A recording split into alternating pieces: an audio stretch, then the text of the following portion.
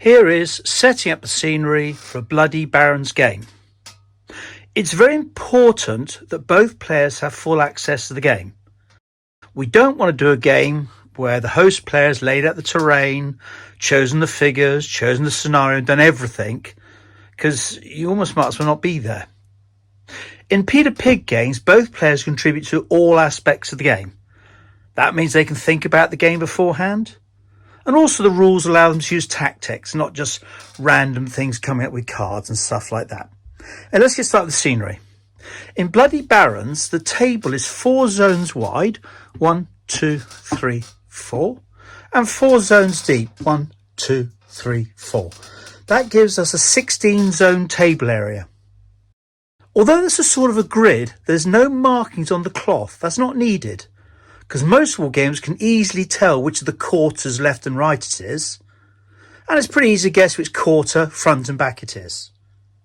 Now, because Bloody Barons is only for the Wars of the Roses, the scenery is suited to England in the 15th century or 1480s, that sort of period. Now, the scenery works like this. Every single game must have a boggy marsh. Every single game must have a hedge piece. There's a hedge piece. And third thing there would be a gentle hill. There's a gentle hill. The players each contribute 2 more pieces. One player has chosen another hedge and a rough hill with a texturing on it. The other players add a gentle hill and a wood. And that's fairly typical. So every game has 7 pieces of scenery. Now I'm going to talk through how this is laid out. I've labelled the defender's table edge and attacker's table edge. All Peter Pig games are attack defender.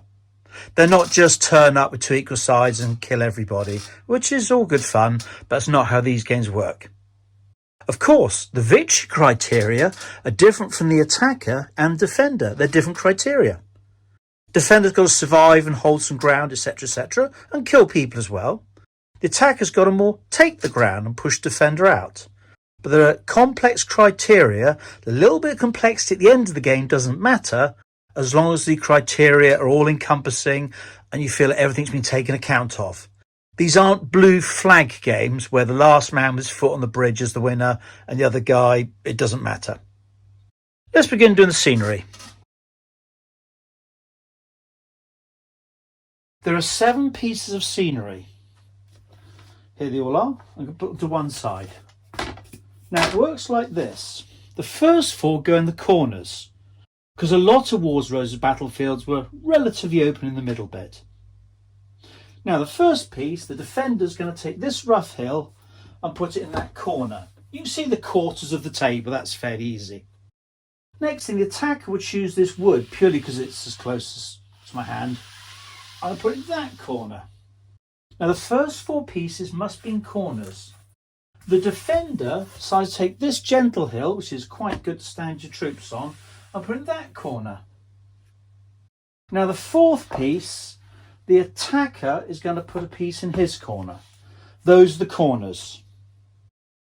The remaining piece go anywhere they like. So defender's going to put this marsh right there to obstruct the attacker. Lovely. The attacker, he doesn't really want a hedge, but he'd rather spoil it for the defender than help himself. So I'm going to put the hedge right up on this left there.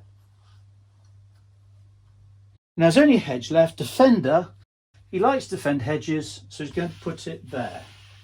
Now, it's pretty clear where the 4x4 grid is, but if it's a first game or something along that ilk, I've got a few blank zone templates.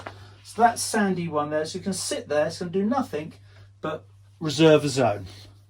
And I think maybe we need one more there. I'm sure that would be enough. That would occupy the table. The scenery's set up.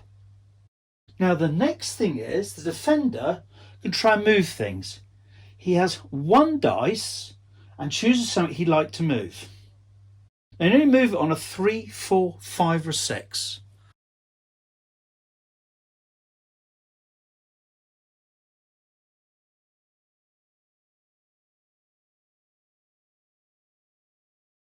Now the initial 7 pieces are all laid out. Now players get a chance to move it around. We give priority to defender, because defender would obviously have more say in the scenery it's being fought over, because they've chosen where to make their stand. This is how it works. First of all, the attacker gets a single dice. He can choose a piece of terrain he'd like to move, let's say this marsh, and every time he rolls a 3, 4, 5 or 6, he can move it by one zone, and do this again and again and again, just with one dice. Okay, here's the attacker about to roll. Rolls a dice, a 6. He can move it one zone if he wants. I think he wants to move it towards defender's edge. That's 1. Rolls a dice again. Failed, that's the end of the attacker's dice.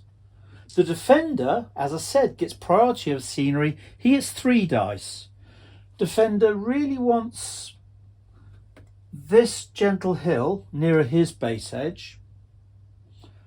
He'd like that gentle hill a little bit further out, and this hedge here close to his base edge. He can choose anyone he likes. I'll start with this hedge. Roll a dice. 6. Yes, he can move it one zone. Moves one zone.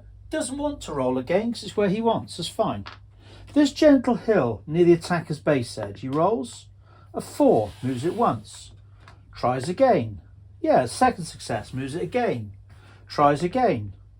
Wow, brilliant. 3. That's good enough. It gives something to defend. This last hill, I think you quite like it. I like it one forward, so let's roll a dice. Yes, it comes forward 1. There we go. Now the scenery's finished. The defender had a bigger say in it, but as I said, because he's defending, he's probably got more choice of where to be. Just a little bit of historical touch on this. Marshes and bogs are very common in Britain, especially in farmland and level land. Very, very common. Gentle hills are common as well. The ground undulates. Hedges in Wars of the Roses tend to be big and boundary type. They tend not to subdivide fields, but people's ownership of areas. So they can be really hard work. And at some of the battles, it's hard work to get through them. Now, if it's a hedge scenery piece, it just means there's hedge somewhere or other. That's not an exact representation where the hedge is. If troops are in that scenery piece, they get defence. Cavalry can't assault them, they get defence against foot. But it does make it more difficult for them to exit that piece. A rough hill. Cavalry can't attack you on a rough hill because it's a nasty piece of scenery. But you have to roll dice to get off that rough hill. That's the end of Bloody Baron's scenery setup.